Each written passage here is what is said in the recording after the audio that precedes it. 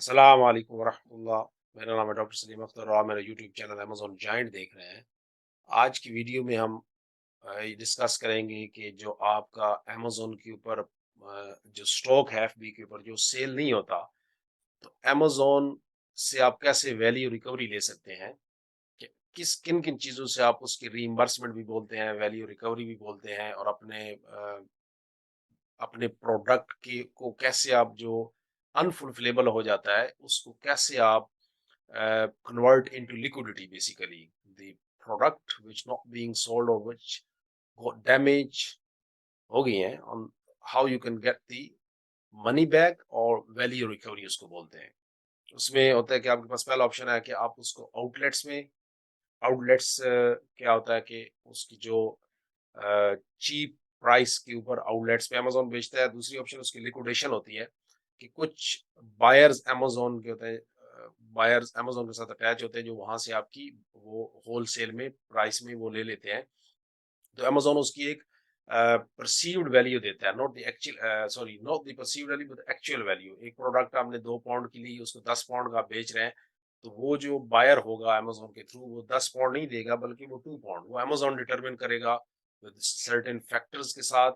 और उसके बाद उसकी रिफर्बिशिंग होती है कि रिफर्बिशिंग ऑप्शन ये होता है कि अगर वो सेलेबल है, उसकी कुछ पैकेजिंग का मसला है या उसकी कुछ रिपेयर होने वाली है, रिपेयर के साथ आप अमेज़न उसको कर देता है रिफर्बिशिंग। और उसके बाद रिफर्बिशिंग के बाद रिटर्न्स, ये अब चौथे नंबर पे रिटर्न आ रहा है कि आप अपने स्टॉक को वापस मंगा लें, ईबे पे बेच दें या कोई और आप साइट पे एटसी फॉर एग्जांपल है, शॉपिफाई, जहाँ पे आप बेचना चाहते हैं वहाँ आप सेल रीसेल कर सकते हैं। या डोनेशंस में अमेज़न के साथ कुछ चैरिटीज रजिस्टर्ड हैं, उनको वो आपका प्रोडक्ट दे देते हैं। अगर इसको हम जाके मज़ीद देखें,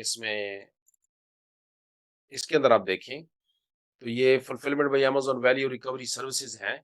इसमें आप देख सकते हैं कि वैल्यू रिकवरी है ये कि आप अमेज़न से वैल्यू रिकवरी, ये अमेज़न की वैल्यू रिकवरी ओवरस्टॉक है, सेलेबल नहीं है, डैमेज्ड हो गया है, तो बेसिकली वो आप उसको न्यू करके तो नहीं बेच सकते हम, ठीक है ना?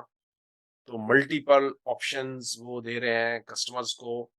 एक-एक ऑप्शंस को हम डिस्कस करेंगे और उसके बाद जो सेलर को दिल लगता है, जो भी उसके माइंड में चीज़ आती है कि ऐसे होना चाहिए, उस एक-एक को हम वो बीइंग अ सेलर वो चूज़ कर सकता है। वो कहाँ से जाएगा, वो टैब है हेल्प में जाके इसमें अमेज़न के अंदर, तो वो वहाँ से मिल जाती है, ठीक है ना?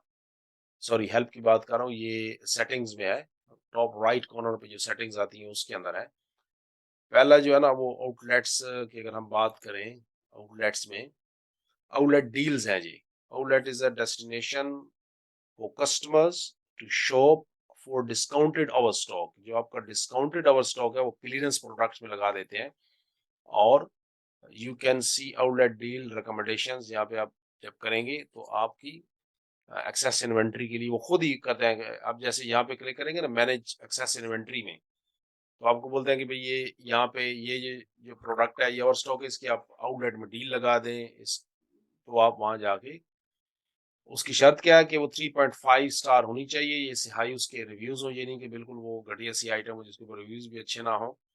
तो help increase sale through it, basically ये सारा अमेज़न को जो है ना, इसको अगर सम अप किया जाए, अमेज़न का जो सारा मकसद है ना वो सेल थ्रू रेट को हाई करना। सेल थ्रू रेट हाई होगा, आपकी प्रोडक्ट एफबी पे स्टक नहीं होगी और आपको value for recovery, value for money और आपकी कन्वर्जन रेट वो अच्छा होता जाएगा।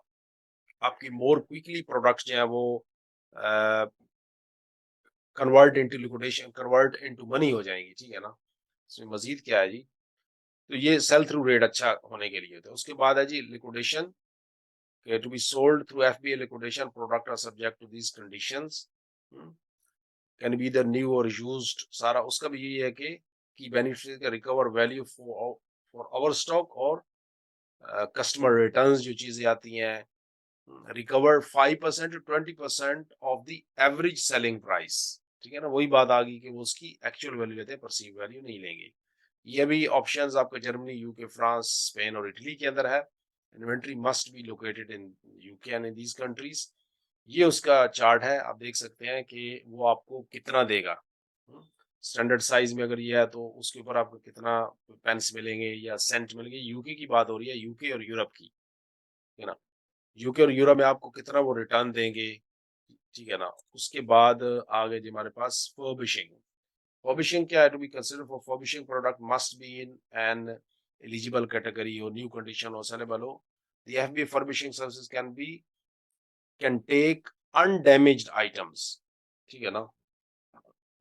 अनडैमेज आइटम्स होते हैं, इसका भी ये क्या है, if a customer return the product as damage packaging और शो साइंस। उसके बाद आप देखिए key benefits programme of seller. उसके बाद फीस एंड प्राइसिंग यहाँ से आप ले लें ये। उसके बाद ये रिटर्न्स हैं जो नॉर्मल बंदे करते हैं, रिटर्न्स लेके उसको फिर ईबे, अमेज़न, सॉरी ईबे कह रहा हूँ, हाँ अमेज़न के ऊपर सेलर फुलफिलमेंट के थ्रू भेज देते हैं, ठीक है ना। या उसको फिर रीपैकिंग, जैसे भी अगर खासकर जैसे आप पैकेजिंग उसकी खराब हो गई है तो वो उसके लिए तो बेहतर है कि आप ईबे पे भेज देता है बंदा, या और भी कुछ है सेल्स चैनल्स है वहां पे वो कर देता है। तो रिफर्बिशिंग के बाद रिटर्न्स, जो हाँ रिटर्न्स की बात हो रही थी कि यू कैन यूज रिटर्न्स वो एक्स्ट्रा वो आपके पास आ जाती है बेसिकली। तो यहाँ पे रेट कार्ड भी उसका है। तो एक्सेस इन्वेंट्री के लिए अब जैसे आपका सेल थ्रू रेट कम हो रहा है तो आप क्या कहते हैं, जो आपकी लो जाने वाली आइटम्स है वो वापस बुला लेते हैं, मतलब उसको आप क्रिएट रिमूवल ऑर्डर कर लेते हैं, ठीक है ना। तो क्रिएट रिमूवल ऑर्डर से क्या होता है, आपकी प्रोडक्ट आपके पास आ जाती है। उसके बाद डोनेशंस हैं, मुख्तलिफ चैरिटीज रजिस्टर्ड होती हैं और वो आपको चैरिटी डिटेल्स आप दे देते हैं, वो कहते हैं उनको दे दें। ये बहुत ही कम बंदे करते हैं, अनलेस कि कोई गोरा हो, ब्रिटिश हो, वो इन ऑप्शंस को लेते हैं। नॉर्मली हम जैसे बंदे जो है ना वो इस चीज़ को नहीं करते हैं, ठीक है ना। तो ये तरीका है, इसके ज़रिए से अमेज़न जो है ना वो अपनी प्रोडक्ट को जो सेलर है सॉरी अमेज़न के ऊपर अपनी प्रोडक्ट को ऐसे मैनेज करता है। ये वो ऑप्शंस हैं जिसके ज़रिए से आप अमेज़न से अपनी वैल्यू रिकवरी करवा सकते हैं। होपफुली आपको ये वीडियो देर लगेगी।